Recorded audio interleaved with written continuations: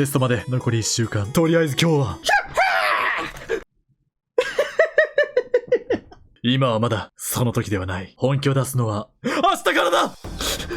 くそ、どうしちまったんだよ、俺のやる気。今日は科学の勉強をすると決めたんだ。そうだ、やる気を出すためにアニメを見るんだ。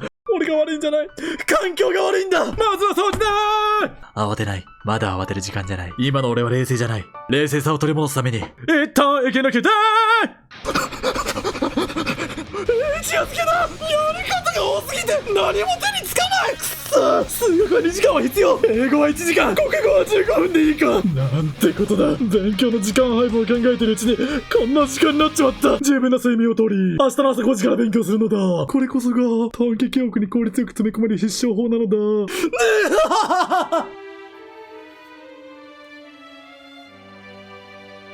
慌てない。まだ慌てる時間じゃない。